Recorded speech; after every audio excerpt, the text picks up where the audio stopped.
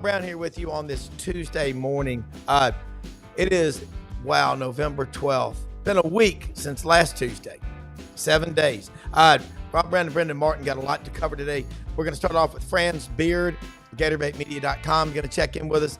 Wil Gunter, 107.5 The Game over in Columbia, South Carolina. Statewide show covering the Gamecocks and the SEC, all sports year round.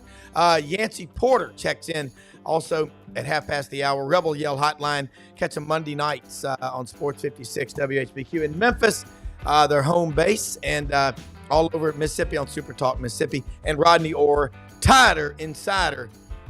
Things are better in Tuscaloosa this week as the Tide won. Friends, look, let me tell everybody first, smash that subscribe button in the bottom right-hand corner. You can also watch us, and Brendan is going to, he is a double knot spy when it comes to putting all this stuff together. We're on X, Twitter, Facebook, YouTube, 7 different social media platforms. Best thing you can do when you see the message come from us, hit the subscribe button. You'll get an automatic notification every day that we go live, or even if we go live like we did, Friends, when you had the story Friday about Todd Golden, and again, a pop-up show Saturday night going over all these mini SEC games. Friends, what I love the most about this is we're coming up on week 12 of the college football season, and everybody's still thinking there may be an 8-way log jam at the top for the SEC. Have you figured out the tiebreaker yet? No, I haven't. And, when they did that, they put a little clause down at the bottom, said degree in rocket science isn't necessary, but extremely helpful. And physics. I can't figure it out. All I know is this. Right now, if you were to put an Ohio State jerseys on all the Ole Miss players, everybody would be talking about this is the scariest team in the nation. You would be, because right now they're the team that nobody in the SEC wants to play. And the second team nobody really wants to play are the Aggies, because when the Aggies decide to show up, they're really, really good. Although they lost their running back, and that's going to hurt them, but they're really good just the same. But you Le'Veon Moss? Yeah, Le'Veon Moss. You've got a couple guys that are really that losing him hurts. Ole Miss can survive without Trey Harris as they've done, because they got wideouts out the wazoo there. Lane, everybody's been wanting to, the reason Ole Miss is number 10, and they should be higher than that, even with 2 losses. Those are 2 games that they could kick themselves in the butts for not winning. They should be 10-0 right now.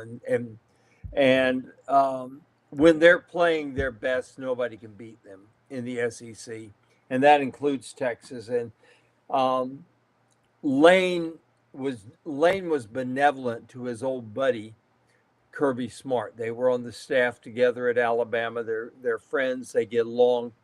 And Lane was benevolent because but at the same time, by doing it the way he did it, Lane just grubbed it in and ground it in to poor old Georgia. Did you ever stop to think we'd be saying that? They could lose.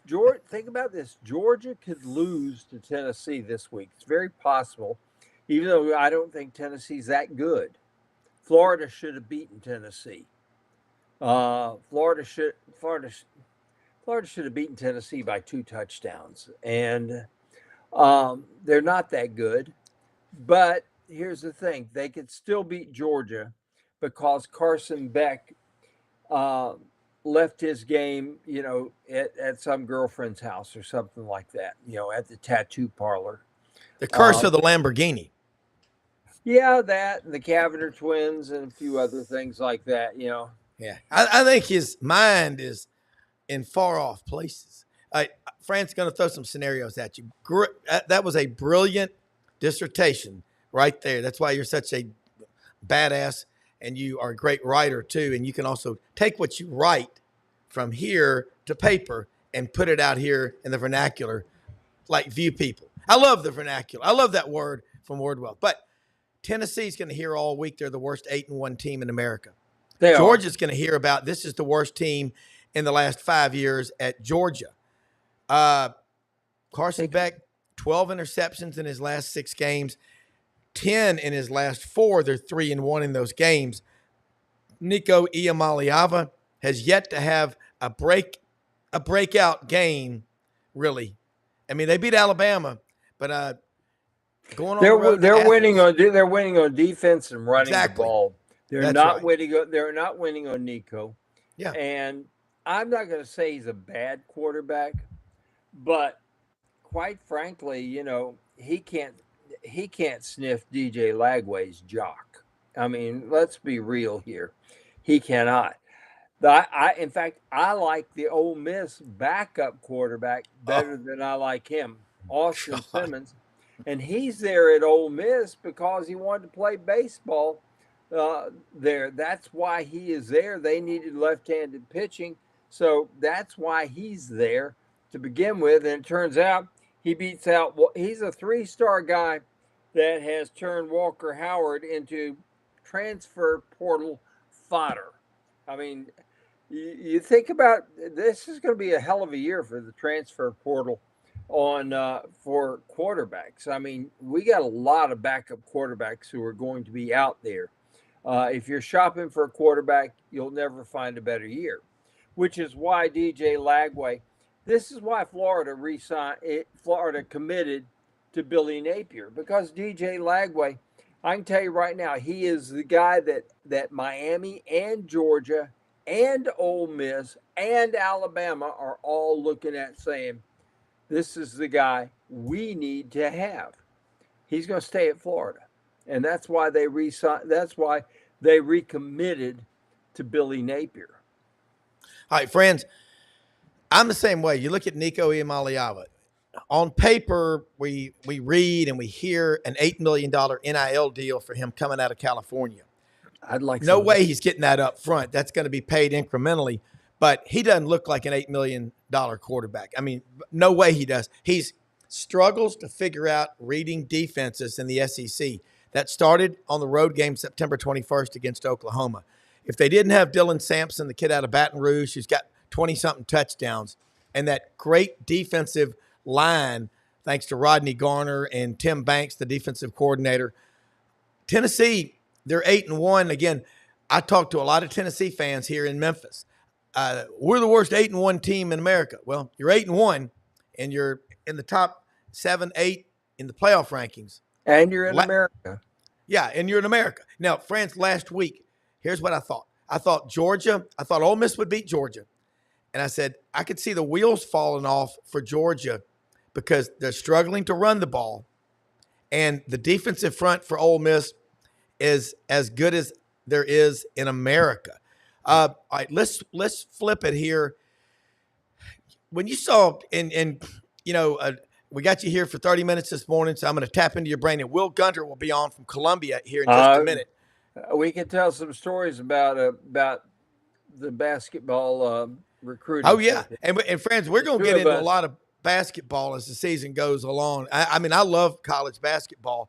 And really hadn't even talked about Auburn going on the road and winning 74-69, down in Houston Saturday night after the incident on the plane Friday night. But anyway, they got the W. But I'm looking at South Carolina. I mean, look, they go up to Vanderbilt and 28-7. How good is South Carolina considering they went toe-to-toe with LSU and Alabama in Tuscaloosa? Are they what their record is, or you think they could be better? South Carolina is getting some late season push because they're healthy, and they're healthy, and they got Rocket Sanders realizing that this is a contract year, and he doesn't want to be in school. He doesn't want to be there next year. And the only way he's not going to be in school and not going to be there next year is to get out there in the last 3 or 4 ball games and play hard. Yeah. And there's never been a question of his ability. The question with him has always been motivation. And when he plays motivated, he's as good a running back as there is in America. Yeah. When he is not motivated, he's lazy and he doesn't do much and he can't block and so forth like this. But what you saw last week at Vanderbilt, well, Vanderbilt's problem was this. South Carolina came up there unranked. Yeah. If they'd been ranked, they would have been beaten. Trust me. Yeah. Vanderbilt would have found a way to beat them. Vanderbilt rises to the occasion. They win games they shouldn't win when they're feeling it and they're saying, okay, we can win this ball game. They're ranked and we are just poor little old pitiful Vanderbilt. They do very well in that.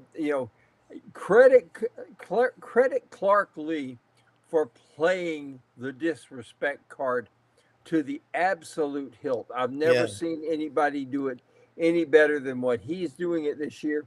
And I give credit as well to Shane Beamer because he's doing the same thing. I got to tell you this much.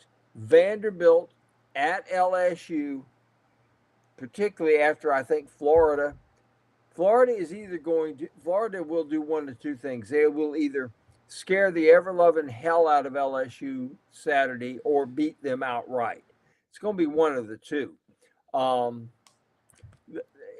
And by the way, my friends in Baton Rouge are telling me that the Brian Kelly shtick has run its gamut. They are not happy with good old Brian. And what are they going to do about it? Nothing. He's got a 10-year, $100 million deal. You got 7 years left at $10 million a year. I mean, they don't. Are they going to do a Jimbo? No. So they're stuck with a guy with a New England accent who tries to act like he's Southern, which he isn't, and tries to act like he's a brilliant coach, which he also isn't as well. Yeah. At a school where you should win 8 ball games every year just by rolling out of bed. Correct. Right, Franz. LSU. They really, a couple of years ago, they had 38 guys on the field when they played Kansas State. That was an embarrassment. You can call it opt-out or whatever. Damn it, it's quitting. And it's cancerous. And it spreads a nasty, cancerous culture throughout your athletic program. When you tolerate opt-outs, you are basically participating in the decline of your athletic program and this country because you can't do it. Those guys, I don't give a damn.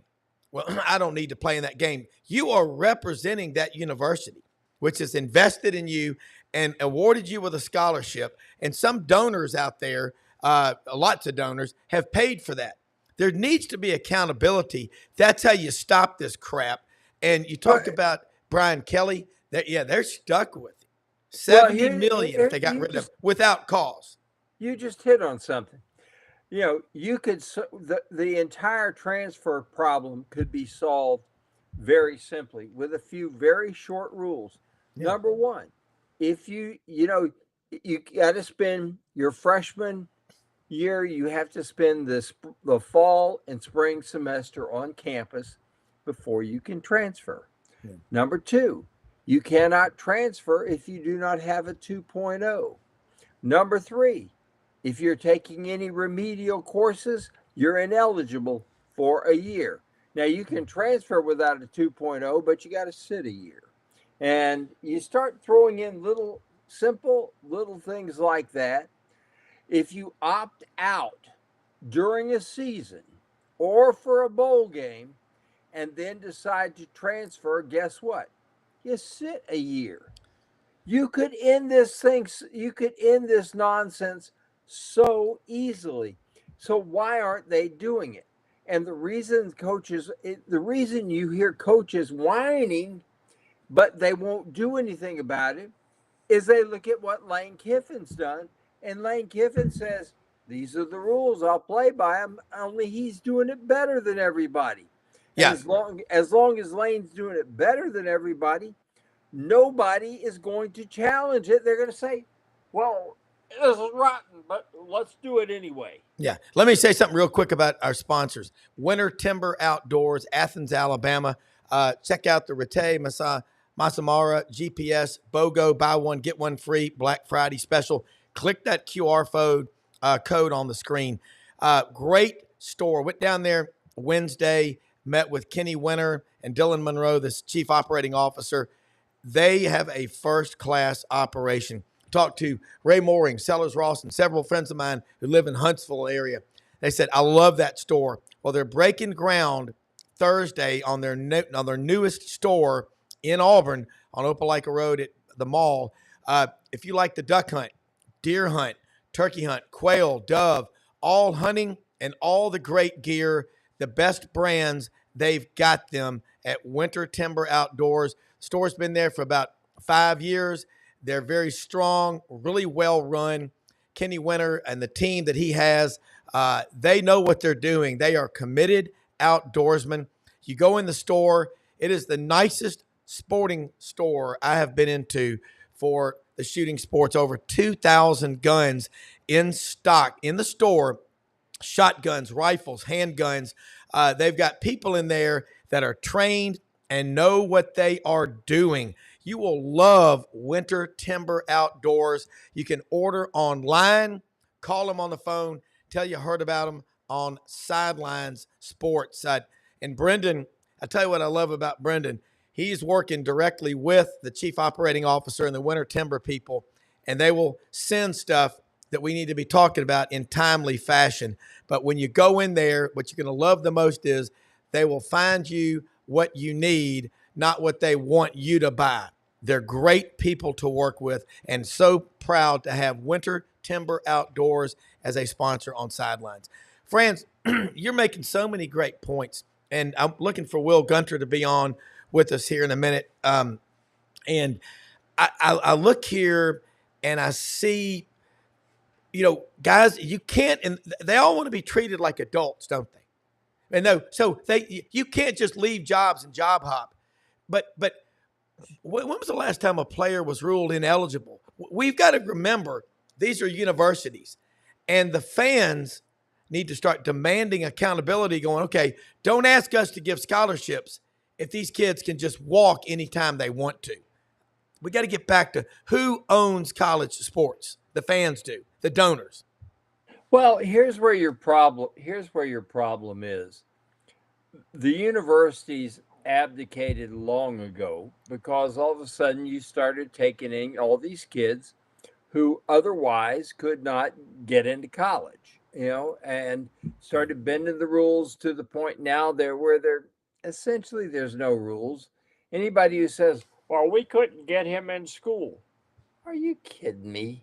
Yeah. Rice University fields a football team.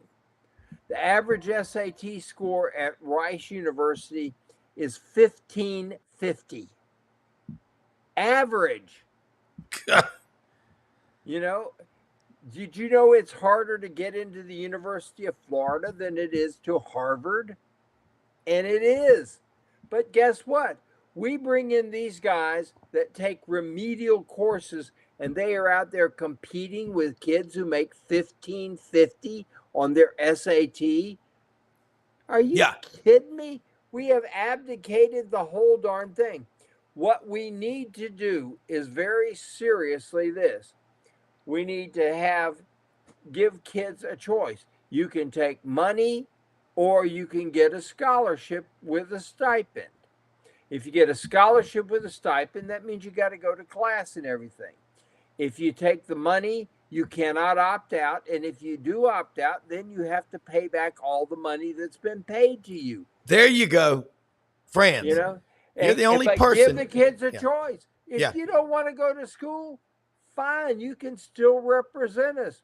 We'll put your jersey on that says Chico's bail bonds on it, and fine, you can play for us. Hey, it worked before. The official sponsor of the University of Georgia Bulldogs.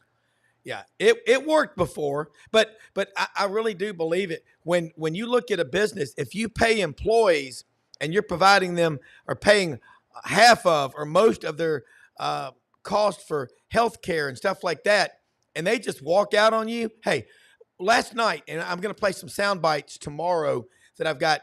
Chad Bumpus, wide receivers coach at Mississippi State University, played there 09 through 12 from Tupelo High School, spoke at the Touchdown Club in Memphis. And I asked the question to the audience. I said, Coach, when these kids are talking about, and you've been at a lot of different schools, he was at Utah for a couple of years, and they talked about hitting the portal. Do y'all have a conversation with them about, hey, man, you better think twice about it, because whatever problems you got here, you're going to have them there. And when you think you can come back here and try to tap into that ring knocking network for jobs and, the alumni support group, you're going to have the door slammed in your face. He goes, that's a great question, and you're absolutely right, because that's what these kids don't understand. And I was sitting there at the table with Dan Williams, who played at Tennessee 05 to 09, defensive lineman, all SEC in 09, first-round draft pick, number 26 overall of the Arizona Cardinals, and he finished with the Raiders, played 7 years in the league. Big guy, about 6'3", 320.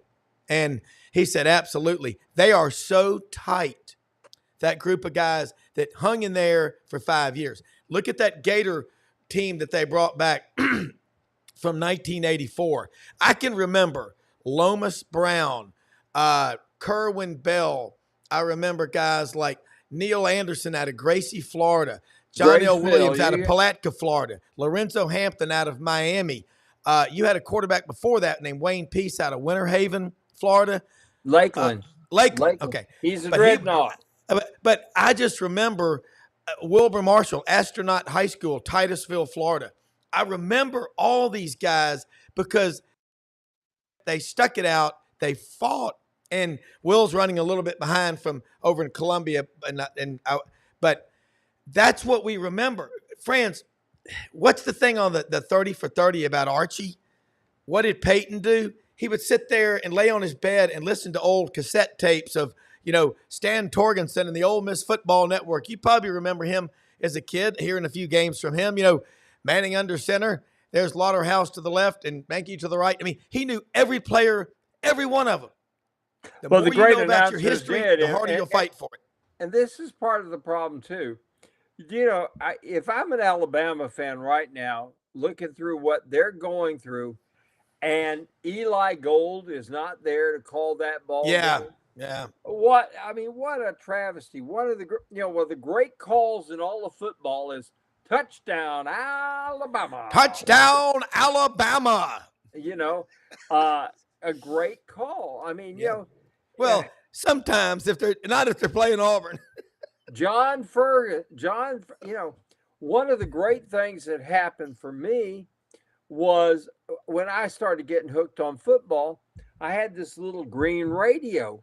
And at late night, I would turn it on Saturday nights, and I would listen to John Ferguson on WWL calling the Tigers. 870. It never rains in Death Valley. Yeah. Well, you think about, Franz, the great radio, WSB, AM 750 Atlanta, and all of it. Hey, let's go in here. We only got schedule, I guess, is going to be kind of crazy today. We got Wil Gunter on here, 107.5 The Game in Columbia, South Carolina, with Franz Beard. Will, I know you've had a busy morning. Thanks for joining us. Let's talk about that big win. Franz made a good point that it's debatable, always is. If Carolina had been ranked, they probably wouldn't have done so well on the road, but they went on the road. They made a statement, and they're getting healthy now. How good is this Gamecock team? How good are the Fighting Beamers? Well, number one, Franz is right. And having spent a lot of time with Franz at AAU tournaments, I know that's a pretty usual comment. Yeah, Franz is right. So it's good to see you again. I hadn't seen you in years. But he's right. We talked a lot about that last week. I don't know if South Carolina being ranked was bigger than Vanderbilt being ranked, because even though Shane Beamer said we don't pay attention to that got brought up a couple times last week. Yeah, about Vanderbilt being ranked and South Carolina not being ranked. Even the offensive coordinator Dal Loggins had kind of a curious comment about it in his Wednesday press conference. It would be 11. That was something they were hard in that athletic facility. Oh, the media thinks that that Vanderbilt's better than us. So we knew they were focused on that. And then as far as how good they are, I think it's a great question. What we're looking for, what we're talking about here is consistency. Do you look at some of Shane Beamer's times? I mean, go back 2 years ago, South Carolina goes to Florida and maybe plays one of the worst games of Shane Beamer's career. The only way they score a touchdown is the punter throws a fake punt, and South Carolina gets blistered 38-6. And then we completely write them off. We write them off, and then they beat Tennessee, and they beat Clemson, and they have 8 wins. So you've had this little stretch here where you've beaten Oklahoma. You did what you had to against Texas A&M, won the game. You handled Vanderbilt. Becomes kind of the arch nemesis. Feels like Eli Drinkwitz has loved taking shots at South Carolina back to when he beat them came in here in 2019 in App State. Eli Drinkwitz was the head coach. South Carolina's lost five games to this guy, and boy, he loves it. And here they come. It looks like they're going to. You want to see Lenore Sellers that defense continue to play like they have. Well, look, Will. One thing about South Carolina, I think the average fan out there that follows college football will be really happy for South Carolina to be successful, because they stack and pack 80,000 plus at Williams-Brice Stadium every damn game. And they have – I remember as a kid listening to the old voice of the Gamecocks. I think his name was Bob Fulton. And I could pick him up on this little white transistor AM radio that I've had since I was a kid, and it's in my truck – in the console still to this day, and it still works, and it even survived being thrown against the wall. I was so mad when Auburn lost to Wake Forest in 1981. It still works, but I would listen to these games at night and listen to people like when George Rogers out of Duluth, Georgia, I remember the great Heisman Trophy winner. I mean, that's why you've got a great statewide show. Tell people about it all over South Carolina. And by the way, you were the conduit for a lot of Memphis people, because you knew about John Morant, where he's from, Dalzell, South Carolina. What's the name of the town? Yeah, Dalzell. Yeah, I saw him. I think I told you this might have come on. He was here. He was at one of the AAU tournaments. I saw him for a few minutes. He's got a girls team from down there in the Sumter area, and he was up here supporting them. And it was kind of one of those things he wanted to be. I think that was back in the spring, around May or something. Yeah, he wanted to. He was trying to promote his. He was trying to be with his team, and it wasn't the time to go up and have a large discussion with him. But it was good to see him and his family. Thank you for doing that. Wil Gunter is the only person on the planet that probably on any radio show that I could use to say the name Erskine College, and he could give me the name of the nickname. Do you know the nickname of Erskine College? The Flying Fleet. Yeah. I haven't been there in forever. I hadn't been up that way in forever. I wouldn't have gotten that right now because I did not have that on my bingo card to be asked today. But my point being is, you made a good point about Will. Will knows South Carolina, and this is a state that is very, very underrated for the quality, not necessarily the quantity, but the quality of talent that comes out of that state is really, really, really good. Yeah, Carlos Dunlap. I mean, Florida wins the 2008 national championship in large part because of Carlos Dunlap. Who's a South Carolina guy. North Charleston, I believe it was. But the quality of football that comes out of there, and Shane's problem up there isn't that he can't coach good football players, because he can. Their problem at South Carolina is always going to be quantity, not the quality. Yeah. Shane's going to get 20 really good ball players. And this is what Dabo's run into up at Clemson. There's a P in there. Clemson. There is no such place as Clemson. It's Clemson. Yeah, Clemson. But Dabo's run into the same problem, and that is not that he doesn't have the quantity of great players that he had during that run before. And it's taken him a while because he won't go in the portal.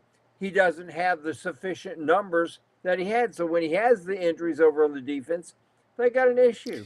Yeah, Franz. Lane plays it better than anybody. That's Yeah, all I can say. and Will, I know we're on a tight schedule this morning. Brendan was saying a lot of really great things about you to me the other day. We got to get you back on. You need to be a regular as much as you can. I know you got a busy schedule, and we're about to go to Yancy Porter and Rodney Orr will be on in a minute. But you did a lot of people in Memphis heard when you talked about Ja Morant. And obviously he's kind of important to the Grizzlies. It's kind of a big deal. And I love basketball. But close us out before you go with this South Carolina, these last 3 games that y'all have. You've got Missouri, Wofford, and Clemson. And I was the only kid in 6th grade who had a Wofford hoodie because Dad did a bunch of work up there for the Wofford Terriers. Roger Milliken, pretty big influence up there in Spartanburg in the upstate of South Carolina. But kind of give us your thoughts and, again, let people know how they can follow you because you kick ass putting out work that is it's marvelous. And I applaud you for it. And I really appreciate you coming on our show. I appreciate that. Yeah, let's start with that and what you mentioned. The fun part here is, and we looked at it this morning. There's 3 essentially playoff elimination games this weekend in college football, and South Carolina is kind of in one of them. I don't think 9-3 gets South Carolina in, but as I've said, there's the letter E is not next to their name yet. There's still a percentage that they have if they can win these 3, because you get Missouri and you get Clemson, and obviously if Missouri can win out, maybe they're still in the discussion. But if Missouri loses, they're out. If South Carolina loses, they're obviously out. It'll be that way with Clemson as well. I think Georgia, Tennessee is also an elimination game. Maybe Pittsburgh and Clemson, just because the team will be interesting to see. So you got to take care of it. And tonight they play basketball. My mind's racing all over the place. And you also got me thinking about G.G. Jackson, who's from right here in town there at Memphis as well. So a lot of information thrown at me. Erskine, didn't see that one coming. Ja Morant didn't prepare properly. But you got to take it. You got to take care of business. And it also is the continued development of Lenore Sellers, the continued development, who right now really is playing over the last 3 games as well as any quarterback in the SEC. He's had 1 turnover. Yeah. Completion percentage has been up around 70%. Obviously, he's making people miss. Matter of fact, the offensive line has not given up a sack in the last 2 games. Some of that is a credit to them. Some of that is to Lenore Sellers being able to escape and move around in the pocket. So you got a lot of things that are kind of taking place like that. And then you go to Wofford, and they should win that one.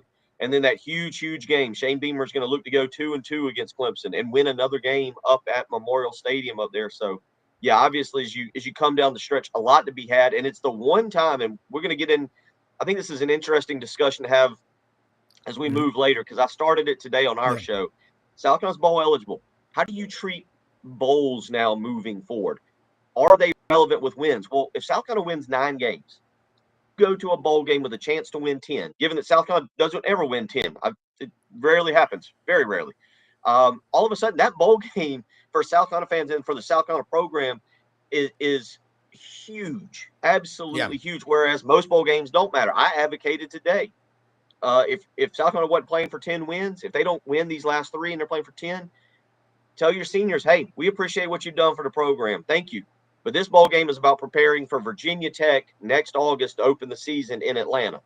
Play my youngest, play the people who I am starting next year in that bowl game. You thank your seniors, invite them on the trip, let them have a free vacation.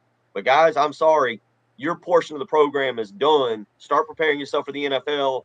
I'm moving forward with my program. 2025 starts with whatever bowl game. All right. Well, look, how do they follow you? These next 3 games, y'all are as hungry a team as there is. You're like an unfed alligator. Yeah. Check us out. Again, you can listen 107.5 The Game here in Columbia.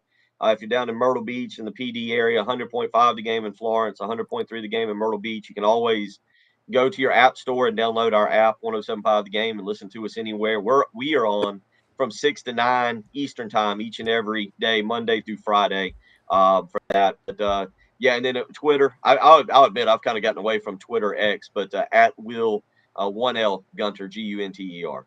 It's where the media lives, man. Thank you. We'll see you next Tuesday. Appreciate it. Look No, forward to the it.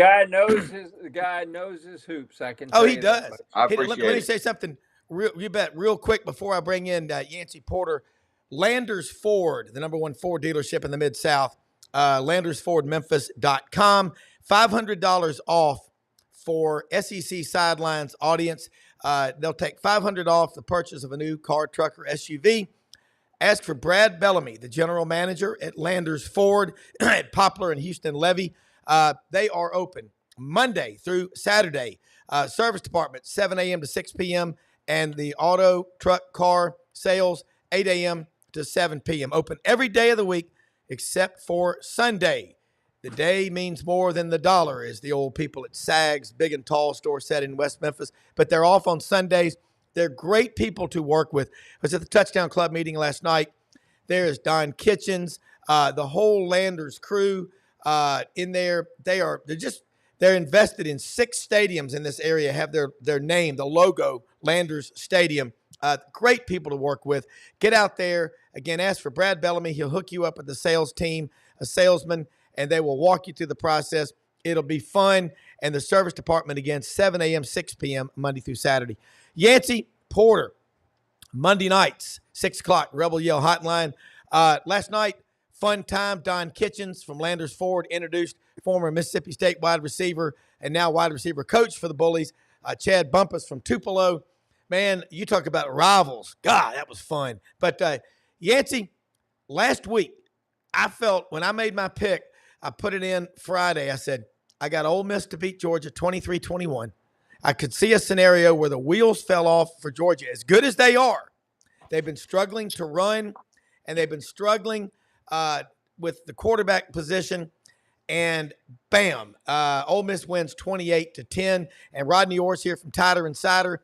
As Chuck Oliver said yesterday, Alabama put LSU in the wood chipper early in that game. But let's start. Hey, man, it's crazy because I still think Georgia is the best team in the SEC. They've got 2 conference losses, though, but Texas has only got 1, but they destroyed Texas. But, Yancy, let's get your takeaway before we go to Rodney about Ole Miss 28-10 over Georgia. I think the biggest win in Kiffin's career. Yeah, it won't be big if they don't finish it out, right? They got to beat Correct. Florida and they got to beat Mississippi State, but yeah, it did set them up, to be able to go to the playoffs. So yeah, it's the biggest win as long as they finish it out. But they just finally played to their potential. It had been waiting all season long. You felt like the Arkansas game was kind of that breakout game, and then they followed it up with their best game of the year Saturday. Well, and I think about this, it was the breakout game, 63 points up in Fayetteville. And you're right. They look back. You know what motivates Ole Miss is the Kentucky and the LSU game. And that's a lethal combination they've got, though. Jackson Dart goes out and Austin Simmons comes in. Your future is very bright in Oxford. Rodney, LSU hosted Alabama last weekend. Alabama is now 30 wins, 10 losses, and 2 ties in Baton Rouge. From 1965 to 1998, Alabama did not lose a game in Baton Rouge. There's not a record like that anywhere in sports that I know of, but LSU, that place was empty long before the game was over. Your takeaways from the big win for Alabama, and they're still in the hunt.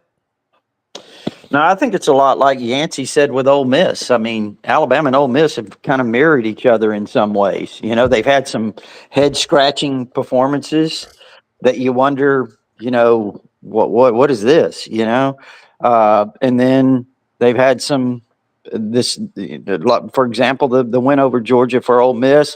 Alabama beats Georgia earlier in the year, then has this win on the road against LSU when a lot of people thought, well, Alabama can't play well on the road, won't play well on the road. But, they responded extremely well. So it's kind of been one of those seasons. And, I agree with you to an extent, Rob, in terms of Georgia is probably, when you look at the personnel they have, that they're not as good as they have been. overall. But I mean, you lose a Brock Bowers and a McConkey and guys like that. You don't have, guys on that level, but they're really still an outstanding team.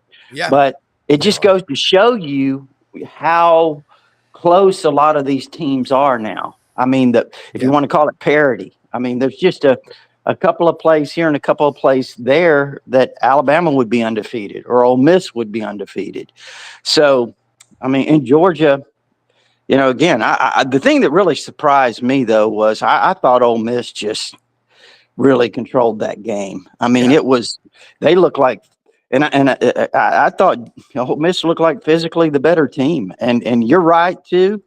It was Lane Kiffin's best win. He usually finds a way not to take that next step, but this time it was a different story. Yancy, I noticed Lane Kiffin when he was coming off the field. You know him. I mean, you know all these coaches. He used to do wind sprints and run stadiums with Coach O. I mean, you're embedded in that program. I've been around you. You're a badass. Okay, but no, seriously. But look, I watched Lane Kiffin when he went off that field. That's when he's like going, wow, we just did something really cool. But he doesn't get all caught up in, oh, I'm so great. I'm just going to bet you a steamer pack of crystals. He was in his office that night or at home with the board drawing up plays for the next game for the Ole Miss Rebels. And that game is off Saturday. But in 2 weeks, they'll be playing in the swamp. But agree or disagree? Yeah, I mean, they've got a chance now to get healthy, and they've got a chance to pick up a piece that they've been waiting all year. And Logan Diggs, transferred the running back from LSU that had surgery last January, and they've been ready to get, a big physical tailback like a Quinshon Judkins. I call him a poor man's Quinshon Judkins. I don't think he does anything quite as well as he does, but he does just underneath him. He's a hell of a running back, and they've had him on this track to come back for the Florida game the whole season. So you're going to get Yeah. him back. Then you're going to get Trey Harris back. That's obviously missed the last 4 games. So you got some big pieces that are going to be added that you need to knock the rust off and get everybody ready for the playoffs. And speaking of Alabama, I really do think, I don't know which side of the brackets they're going to be on. Assuming both teams win their take care of business from here on out, but don't be surprised if they're not playing each other for the national championship. You heard that here, right here. Hey, Wow. Could nothing you will imagine? surprise me. Oh, I my mean, that would God. be something. And the storylines, Kiffin's nemesis, Alabama, it's going to be. Yeah. I think those two are playing as good as anybody in the country right now. I would put Oregon up there with them, and I don't know where they're going to fall on the bracket. They might have to face each other before the championship game, but if they're on the opposite sides, don't be shocked if they face each other. I How think, crazy. I would be willing to bet you right now the SEC will get 4 teams in and maybe 5 out of the Yeah. 12. Yeah, the Wow. big this talk Wow. of the Big Ten getting 4 teams in It is ain't gonna happen. ridiculous. No, Yeah. no, and they should not have any more than 2, honestly. But we'll see how it shakes out with Ohio State and Indiana. If Ohio State rocks Indiana, like a 45-7, that most likely is going to knock Penn State, Indiana all the way out, regardless if they only have one loss because they haven't beaten anybody. Penn State Yeah. hadn't beaten anybody. I don't Yeah. think you can knock these SEC teams out, that have multiple top 20 wins when the Big Ten teams don't have any. So we'll see Rodney. how that shakes out. Yeah. Rodney, I think back, and you're a historian, as is Franz and Yancy. Think back, what if John Forney was calling that game down in Tiger Stadium Saturday night? Jalen Milroe, 39 yards up the middle. The Crimson Tide scores here in Baton Rouge, the University of Alabama at Baton Rouge. And Roll Tide, this great moment in Alabama history, brought to you by the fine folks at Bromberg's Jewelers in Mountain Brook Village and throughout the great state of Alabama. Do y'all not like Rodney? Franz, Rodney grew up, he's from Mobile, in Mobile County. Lived in Corpus Christi, which translated in English, Body of Christ. And he's written a great book, Franz and Yancy, called Bigger Than Bama. Love this guy. He was recommended by a great friend of mine who's as Alabama as it gets. But Rodney is a pro's pro. and Brendan loves it during the week because they'll text a lot. The power of good people who write, Rodney, you put things in perspective. And that book, Bigger Than Bama, is a great book. I recommend people read that book. You can buy it, and it's a story of your life. How is Alabama football right now? When you go down to Baton Rouge and get a win like that, that is I guarantee you there's more than a pep in the step of everybody in the football complex. Are y'all focused enough to be ready for Mercer Saturday? Well, let me just say this. I think after the loss to Tennessee, there had to be a lot of evaluation going on. Milroe threw it 45 times in that game. That's not Jalen Milroe. That Jalen No. Milroe may think that's Jalen Milroe, but it's not. I mean, Yeah. I think the one thing they've had to have Milroe understand is, he wants to be a pocket passer. Jalen, use your talents. We're the coaches. We know what you can do really, really well. And you've got all these great running skills. Utilize them. We want to utilize them, and it'll also enhance you as a passer. Okay. So I think that, the coaching staff over the period that they had, the bye week and all of that, kind of actually leading into the Missouri game, you could see the way they were changing the offense a little bit. Short, quick throws to build confidence in Milroe, to get him into a rhythm, because that's the biggest thing with him. It's his confidence. If you get him off to a good start, they call him good Milroe. If he kind of gets out of rhythm, they call him bad Milroe. Yeah. So I think they really focused on, let's get him off to a good start. Don't ask him to try to do too much. Utilize his legs. That started against Missouri. Then you started seeing Jam Miller and Justice Haynes get involved more and more. And I think now we saw that with the bye week, they had an opportunity to build on that. And then they go into the the LSU game, and you kind of saw it take a step. So I think that if they can pull all these pieces together, down the stretch, then maybe Yancey's right. Maybe they've got a chance to make a nice run. Yeah. Yancey, I was drinking some. They can do it. It's Alabama, guys. I mean, give me a break. It's Alabama. I mean, I'm a Gator, and we had our decade, and we had a pocket of 6. We had a pocket of 6 years with Urban, but 18 years out of the last 30, we were the best team in college football. The other 12 years, we kind of sucked, which is Honest Tuesday on the sideline. thing about it is Alabama can relate because you had Mike Shula. Ole Miss can relate because you had a whole bunch of folks. I mean. Yeah, I mean, Ole Miss has come a long way since Johnny Vaught called me a bunch of pissant probations years too. ago. I mean, give me a break. Well, but here's the thing that I think people overlook, and everybody's talking about Georgia right now, great personnel and all this, which they do. But Georgia's got a long way to go, just like Ole Miss does, just like Florida does, to have the tradition that they have at Alabama. And I know this is just grating on Rob right now, because Rob goes to sleep with his little Auburn blankie, and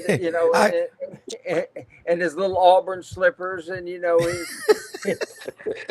little Auburn butt warmer, etc., like that. I mean, he does. I mean, it's tough right now, man. 4 years in a row. But here's the thing: is Alabama is never going to be more than reach out and touch from championships. Never going to happen. And that you stumble a little bit when you have a Mike Shula in there. But the fact that it's Alabama, you can get a Nick Saban. The fact that it's Alabama, you can bring in a Kalen DeBoer who's going to be just fine. Florida, I mean, we brought in Jim McElwain, who made $4 million and couldn't spend $500 to get his teeth whitened. Yeah. Well, let me throw something at you, Franz. You're right, and I like that quote, Rodney, about Alabama. Reach out and touch. It's true. So, Yancey, I was drinking some milk over the weekend, and on the side of the Yeah. carton, I saw a picture of Ulysses Bentley the Fourth. I mean, where has he been? And as Winthorpe said in the great movie Trading Places, or no, that professor of economics, where have you been, Penelope?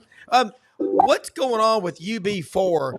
Because he's a very effective running back. But like in Rodney, we've talked about this with Justice Haynes out of Buford, Georgia. Roy Dale Williams, I thought he was going to be incredible out of Hueytown. He's at Florida State now.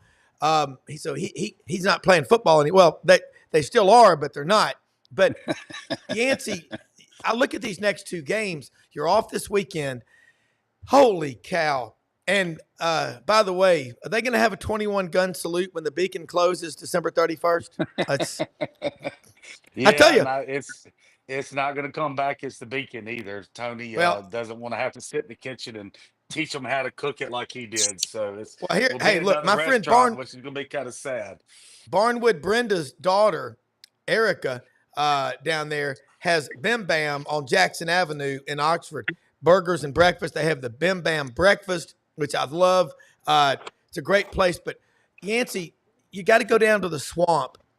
Lane Kiffin, you know he's going to have this team dialed in.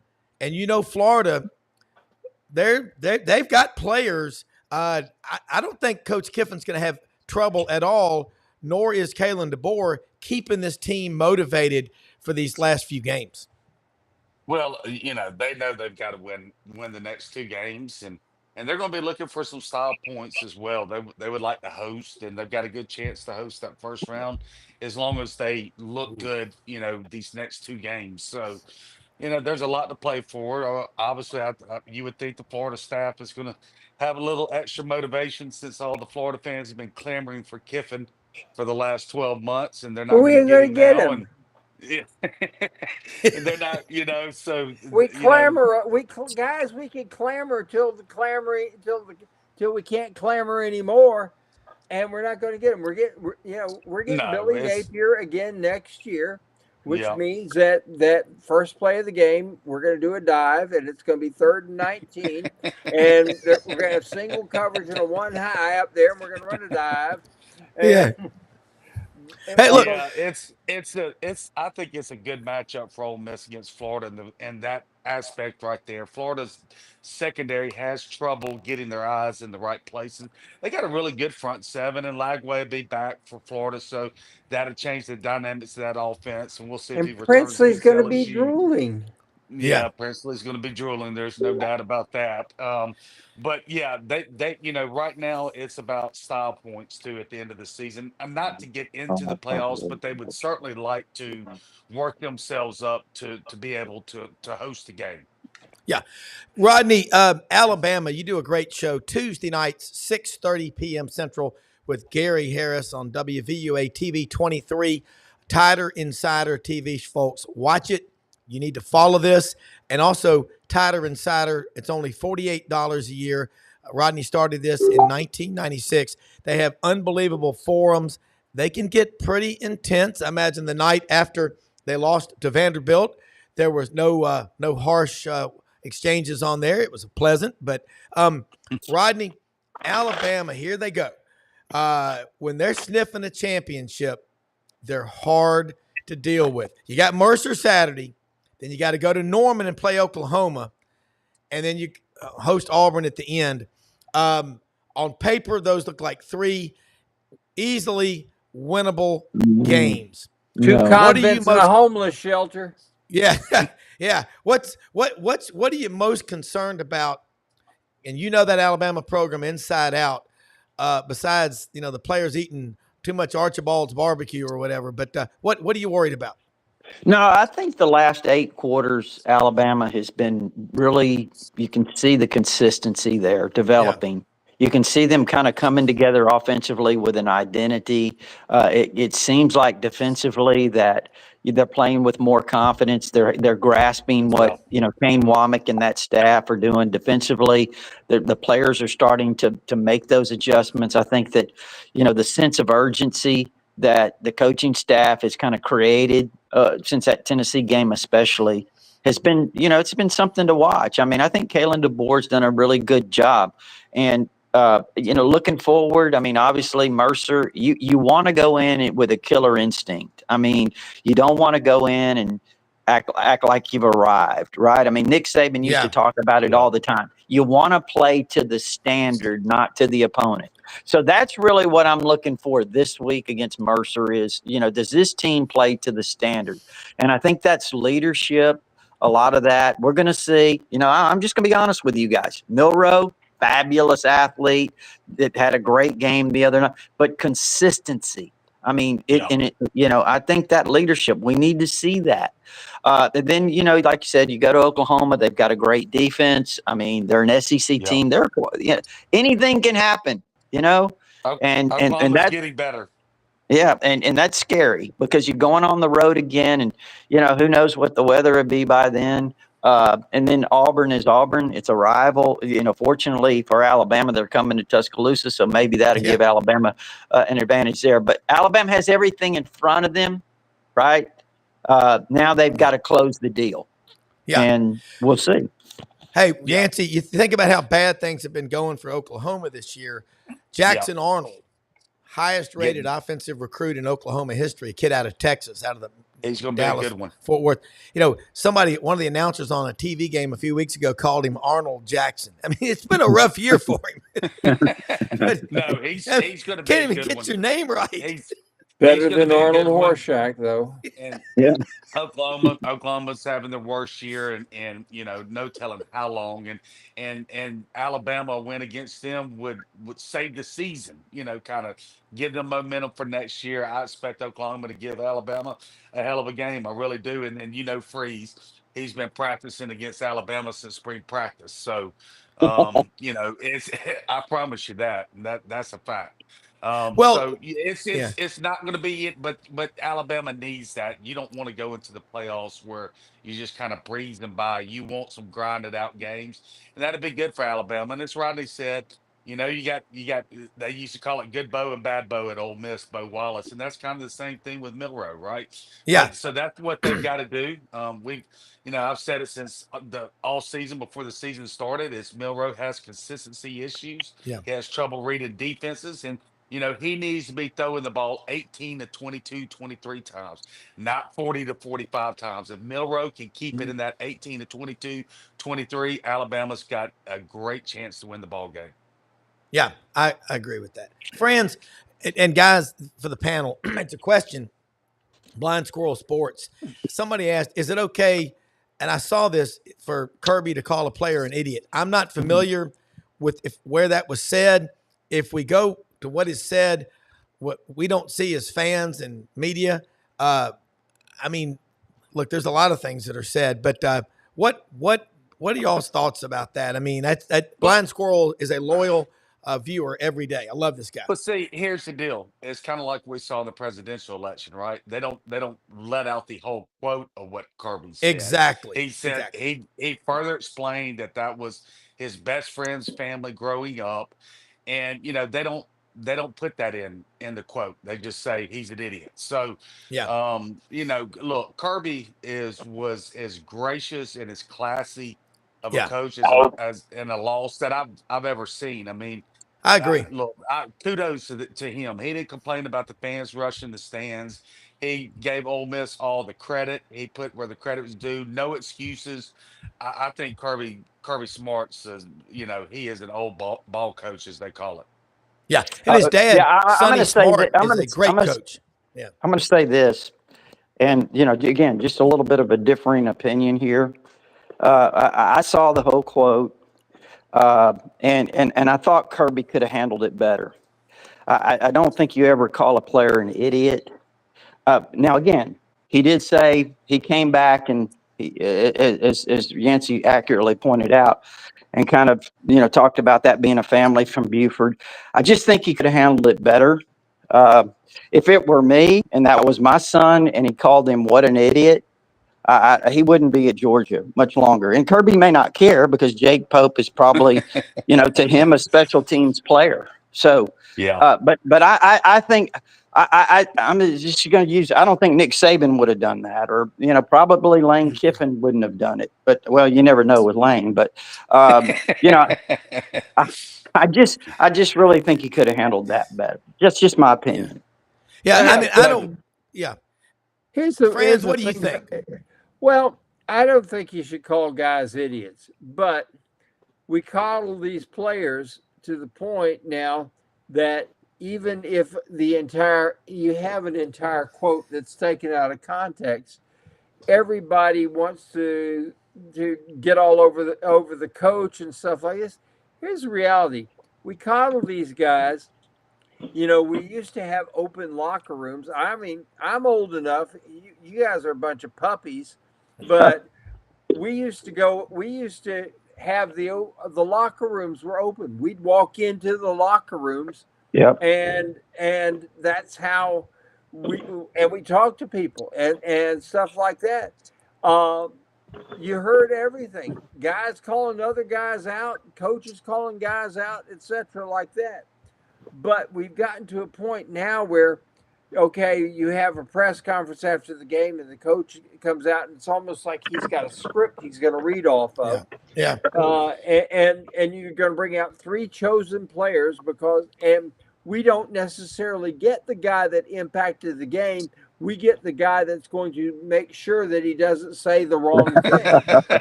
Yeah. Great point, Franz. Would you talk about your quarterback throwing 5 interceptions and fumbling 3 times? He's a swell guy and he goes to his social studies class on time every single time and tutors his girlfriend. Yeah, correct. I mean, come on. Yeah. I agree. Let's get real here.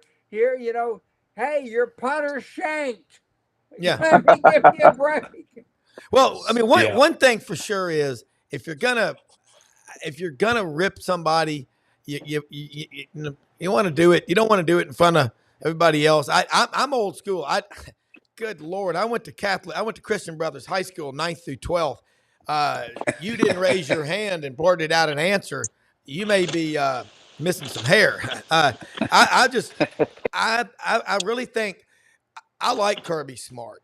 I think he's a great coach, and I think he did handle it well. And you look at Nick Saban.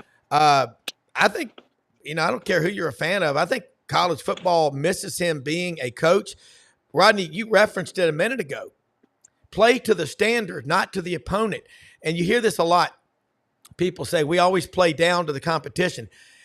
It's like in track. If you've got 6 heats in the 100, okay, they're not going to put the 8 fastest people in the first heat. They stagger them. They'll have maybe 2 of the fastest in the first heat, 1 in the next one. But so you have to run to the standard. It's all internal what you're doing, and that's a brilliant point and a colorful description that you gave, Rodney. I mean, I love that, and Yancy's back with us, guys. We're about to wrap up, but this college football season, Franz, awesome point. Franz is like, I wouldn't call him Andy Rooney. He's smarter than that. But Franz is so damn smart and witty with his descriptions. Like he just said, we would just walk in and get whoever. Now it's the one they want you to deliver the packaged message.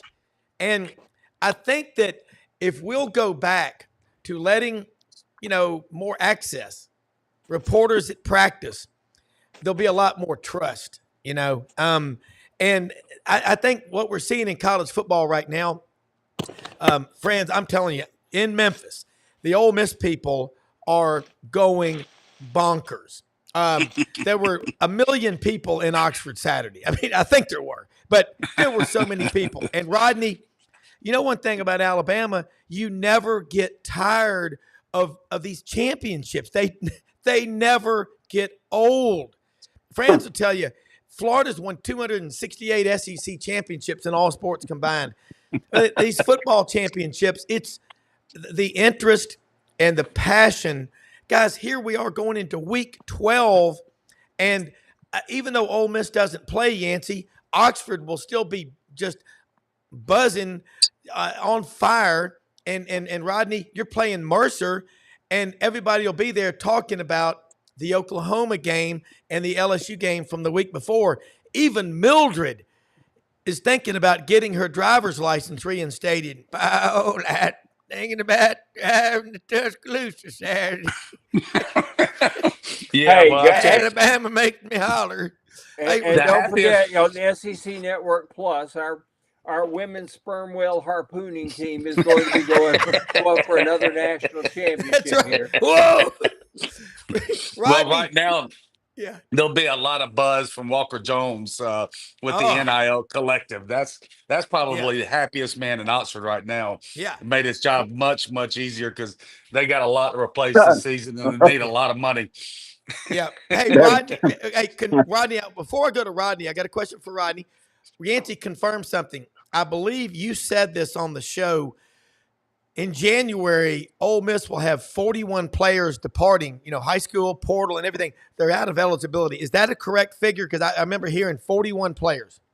Yeah, I mean that's assuming a lot of these juniors and seniors that have another year go ahead and go pro. They're, which most likely they will unless they come up a little short of a national championship and maybe they try to circle the wagons one more time with those older guys. But yeah, you could have a massive exodus. But they got a good young players and I think that was the bright spot too Saturday, seeing what the future is with that freshman quarterback Simmons. That was one time committed to the Gators, right? Yeah. He's at Ole Miss because they needed a left-handed pitcher, and baseball's really his sport. Yep. And it says something that your 3-star baseball guy has beaten out your 5-star transfer from LSU, Walker. Yeah, that's insane. Simmons is going to be special for sure. It is, Rodney, and with Alabama. And first off, and we're about to wrap up. What are you going to write about Tyler Insider? You're putting out content all the time. I love it. Your fans love it, but it's you've got a great team. So what are your top stories heading into the Mercer game and the end of the season? Like I said, I think first of all, does Alabama play to a standard? That's the thing that we saw from Nick Saban throughout the years. They look like, again, they're kind of coming together as a team. Kalen DeBoer is putting his stamp on this program. It looks like right before our eyes right now.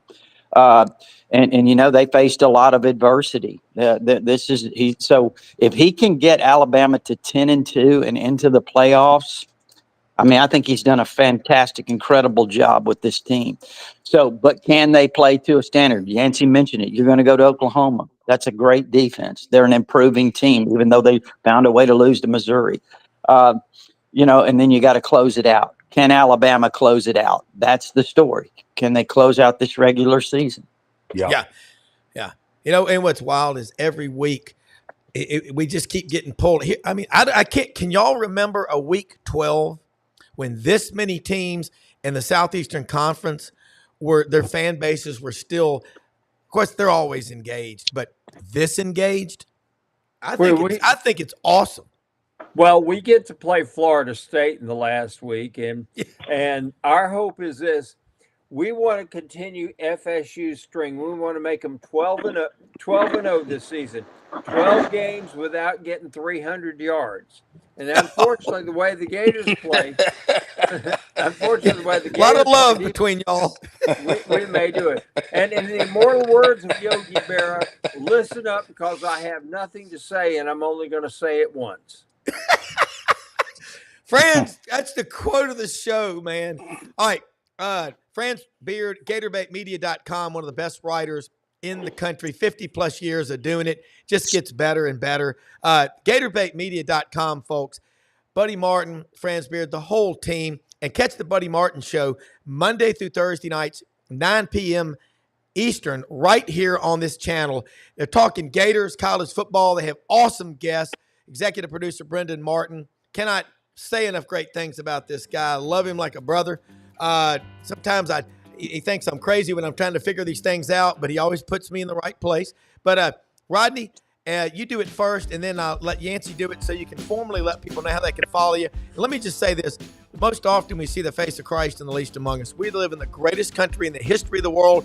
Yesterday was Veterans Day. Keep doing it. Pick up a round. Buy the tab for veterans. Can't thank them enough. But Rodney, let them know how they follow you, and you do Yancy. Yeah, real quickly, TiderInsider.com. It's only $48 a year if you're an Alabama fan. And, you know, our TV show tonight, live TV show, back on throughout the state of Alabama, live at Tuesday night here at WVUA 23 in Tuscaloosa with Gary Harris. Great Mine's show. very Yancy? simple. Very simple. At Yancy Porter, anywhere on social media. All right. Love it, man. Hey, we'll see y'all tomorrow. Got a great show in store. Have a great day, everybody. Check out all of our sponsors at sidelines.live. Get out there to landersfordmemphis.com and Winter Timbers, Hewlett and Dunn. They're going to be opening after Thanksgiving on Sundays. All of our sponsors, go support them. Tay's Garage, Tom Martin's Body Shop. Thanks for watching.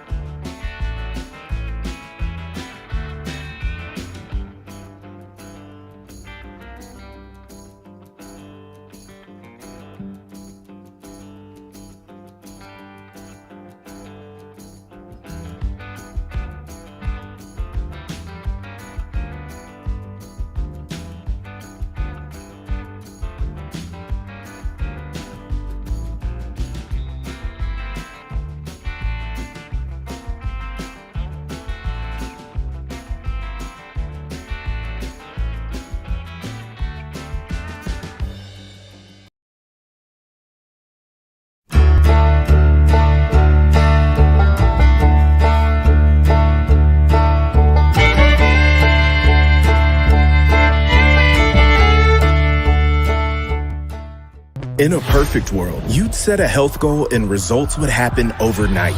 In this world, the real world, it takes time, dedication, and the right support to achieve your best self. The Vitamin Shop's health enthusiasts are here to make sure you're not wasting a single moment on the wrong supplements. From the highest quality sports nutrition and superfoods to the most sought after trends, you'll find a huge variety of science-backed solutions for every goal. And the people to help guide you along the path to greatness. Unbelievably, every 2 minutes in our communities, a child is either bought or sold for sex. I am R.A. Dickey, board member for the Nashville Anti-Human Trafficking Coalition. Join me and millions of others in our fight against human trafficking and for its victims by helping to educate the most vulnerable among us, our middle and high school students. Go to nhtcoalition.org, become a partner, and help keep our families safe, because none of God's children are for sale.